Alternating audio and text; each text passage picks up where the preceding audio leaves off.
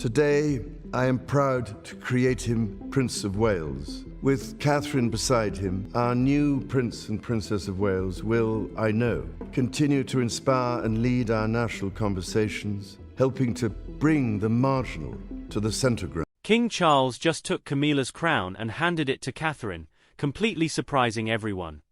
Sources say that Catherine, Princess of Wales, has just been given royal power that caught Camilla off guard. And Camilla's last request was reportedly ignored without any discussion. The big question is, what exactly did Camilla ask for that led to such a hard no? And did King Charles secretly give his wife's title to his daughter-in-law? Join us as we uncover the truth behind this sudden royal twist. The Queen who was never really wanted. If anyone wants to know why the palace is currently a disaster, just look at the fine print from 2005. Camilla was never supposed to be queen. This wasn't some hidden secret. It was the actual deal they made just to get people to stop booing. When she and Charles had that depressing little civil ceremony, the one his own mother didn't even bother to attend. The official word was that she'd stay a princess consort. Queen Elizabeth says she wants Camilla, the Duchess of Cornwall, to be known as Queen Consort. The royals weren't being humble. They were just terrified of the public, because they knew Diana's ghost still had better approval ratings than the two of them combined. That promise lasted about as long as a New Year's resolution. Like most things said behind those palace walls, it died the second ambition got in the way. When the Queen finally kicked the bucket in 2022, Charles took the throne and dragged Camilla right up there with him as Queen Consort. That old princess consort deal was tossed into the trash like an embarrassing receipt. The palace acted like this was always the plan, while everyone else saw it for what it was, a classic bait and switch. After years of being the most hated woman in Britain and playing the villain in Diana's tragedy, she got the crown anyway. It turns out that if you just hang around long enough, the monarchy will eventually rewrite the rules just to keep the furniture looking tidy. Even with a crown on her head, she was reportedly standing on a floor made of thin ice. People working inside the palace claimed that Camilla was left out of the big loops you would expect a queen to be in. Her office was allegedly kept in the dark about things like succession plans and the future of the monarchy. When it came to deciding which charities to support or who would be the face of the brand, the decisions often skipped her desk entirely. She got the fancy title, but the actual keys to the kingdom were still hidden in a drawer she couldn't reach. It seems the royals are perfectly fine with her wearing the jewelry as long as she stays away from the steering wheel. The relationship with Catherine was sold to the public as a cozy friendship, but the reality behind closed doors was allegedly just a cold professional contract. These two women lived in completely different worlds. They were polite when they had to be in the same room, but they weren't exactly grabbing coffee and gossiping. Anyone watching them could see the warmth was about as real as a scripted reality show.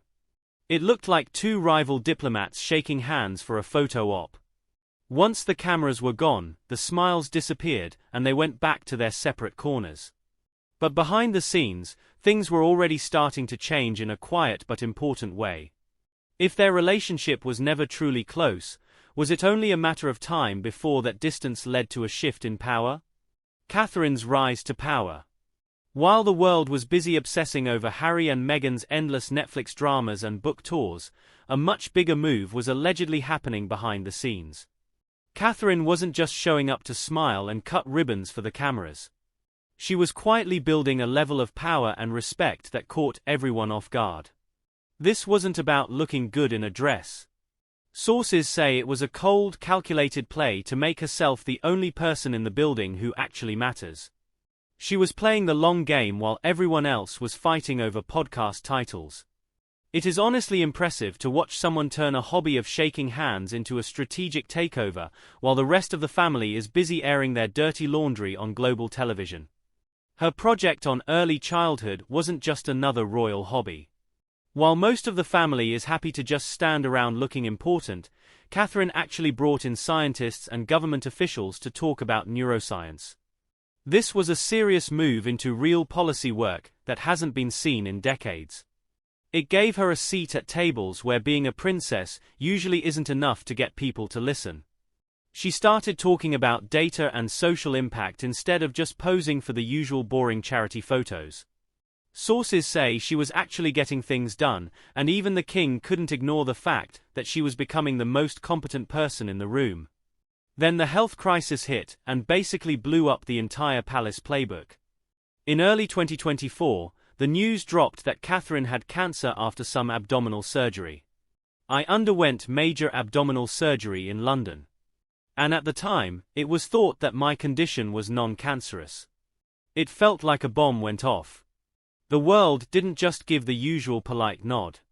The reaction was massive and actually felt real. For a lot of people, it was the first time they felt that raw connection to a royal since Diana died.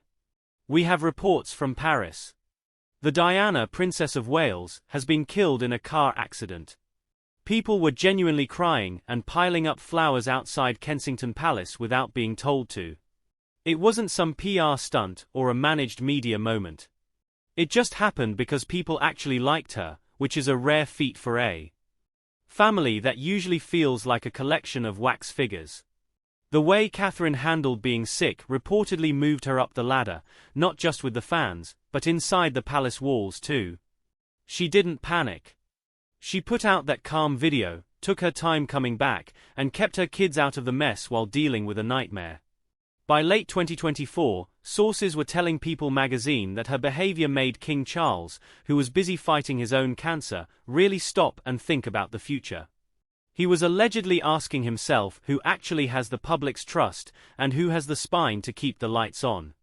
It turns out that nothing says promotion like staying classy while your life is falling apart.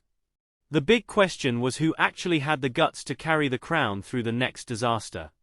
According to people on the inside, the answer was becoming pretty obvious. Catherine was the one on the way up. Camilla reportedly started to feel the shift, like that weird feeling in the air right before a storm hits. It wasn't one big blowout or a specific argument. It was just a change in the vibe. Suddenly, advisors weren't lining up to talk to her anymore, and the important questions started being sent to someone else's office. But while Camilla was still trying to hold her ground, the palace itself was already moving in a different direction. If everything is taken away from her, was this the beginning of a full transfer of power? The alleged transfer of royal authority. By the spring of 2025, the rumors had become headlines about a massive internal shakeup. Major outlets were reporting that King Charles was officially moving the heavy lifting from Camilla's desk over to Catherine's. We aren't talking about a few extra charity walks or swapping lunch dates. This was a deliberate move to strip Camilla of her institutional power and hand it to the daughter-in-law. People who get paid to watch the royals were actually worried, because this didn't look like a temporary fix. It looked like a permanent demotion. The king was essentially rearranging the deck chairs and Camilla's chair was being moved further away from the captain's table. The real gut punch in this whole shuffle was how they handled the patronages. In the royal world, these aren't just hobbies. They are the only reason these people have a job. Owning a big patronage is like owning stock in the family business. Several of the most important ones dealing with the arts, books and hospitals were allegedly snatched from Camilla and handed to Catherine. These were projects Camilla spent decades building up. Losing them wasn't just a calendar change. It was a total erasure of her work. The palace basically deleted her career and gave the password to Catherine. Beyond the patronages, sources reported a second and arguably more significant shift in the distribution of access, where previously Catherine's engagement with the king's senior advisory networks had been carefully mediated through formal channels, as is normal protocol for a Princess of Wales who has not yet ascended. She was now reportedly being included in conversations that would previously have remained the exclusive preserve of Charles and Camilla. The advisory circles around the king were allegedly beginning to expand in one direction only toward Catherine, and by extension toward William. The implication of this shift was one that every experienced palace observer understood perfectly. The king was allegedly repositioning his daughter-in-law not as a future asset, but as a present one. None of this was officially acknowledged by Buckingham Palace. Royal communications do not operate through transparency. The palace does not issue press releases announcing internal power shifts. It does not hold press conferences to explain the redistribution of patronage. It communicates through the quiet language of institutional action, through what happens rather than what is said, and what was allegedly happening. The cumulative pattern of evidence was telling a story that royal correspondents who had spent decades learning to read that language found increasingly difficult to attribute to coincidence. According to sources, Camilla was observing everything that was happening. And she wasn't just sitting quietly. Beneath her calm and dignified appearance, which she had worked hard to maintain, something was brewing. A reaction was on its way. And when it happened, it would reportedly be the most important decision she had made since her wedding day at Windsor. The rejection that shook the palace. This is where the mask really slipped. According to Angela Levin, who basically lives in the king's pockets, Camilla finally snapped and demanded a written guarantee. She wasn't asking for a nice birthday card. She allegedly wanted it in writing that her rank, her remaining jobs, and her status wouldn't be touched.